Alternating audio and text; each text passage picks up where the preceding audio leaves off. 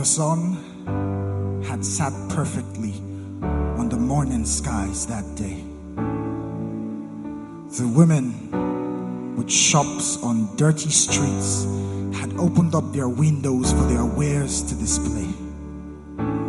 The usual breeze, accompanied with the unforgiving African heat, danced through the market square.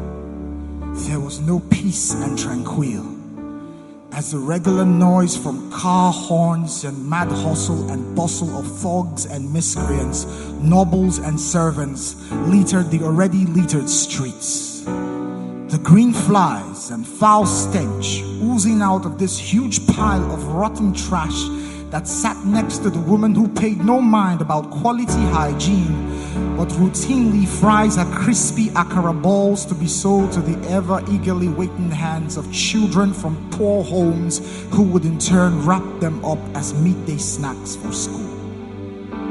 Just feet away from the cascading smoke dancing into the air from a hot bowl of hot oil was a bus stop. And a bus had just stopped. And as usual, its passengers filed out, and with the regular pattern of waiting in line to collect your change from the ever-changeless conductor, Timothy, a young man with a smoothly ironed starched blue shirt, neatly tucked into his pair of black trousers, held together by a black leather belt, was in a hurry.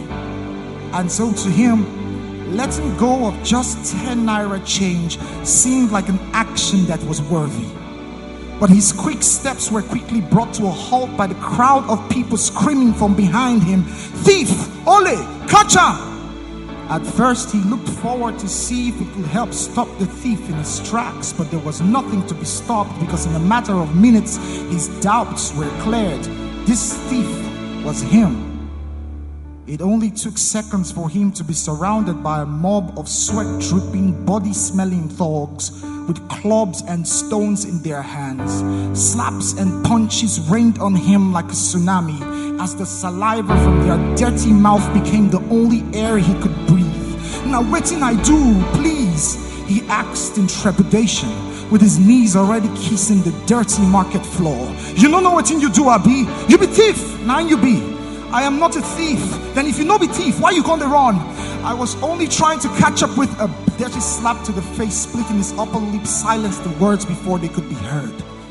And now his smoothly ironed starch blue shirt had become rumpled and red, stained with the thickness of his blood. They bring his accuser to look him straight in the eye. "You thief my 5,000 naira for inside boss," she screamed at the top of her voice. They search his pocket and find the exact amount, and maybe some change, maybe more, that silenced every word. "I can explain." "Explain what?" The slaps and punches continued. Sticks and stones broke his bones, crippling him from moving any distance, known and unknown. The hot bowl of oil meant for frying the crispy akara balls for hungry school children found its purpose in another use. As they baited the already petrified Timothy with it, he screams for life as he watches his flesh react to the pain. The crowd of people cheering in amazement, others with unbelief, but on their lips silence. Others held up their phones to record every scene as the huge stones shattered his skull, revealing portions of his brains for all. "Please, I beg, stop, I no be thief." His dying words meant nothing to their caged hearts. "Kill him! Ole, see tire, bring petrol, I get lighter, make we roll." They set him on fire. You could see the fear in his eyes, accompanied with confusion, as he watches his whole body go up in flames. His flesh burnt from his bones. See, he screamed so loud. He screamed so loud into the thick black smoke until his once upon a time brown skin becomes baked black as coal. Justice had been served. A death by a cold, heartless, myopic crowd. Somewhere in house number 19 was a panicked mother on the phone with her 2-year-old daughter cleaving to her knees.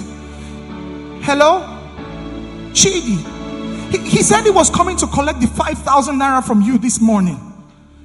You have already given him the money. That's relieving, but it's already past 9 p.m. and I still haven't seen him. This is so unlike my husband. This is so unlike Timothy. Thank you.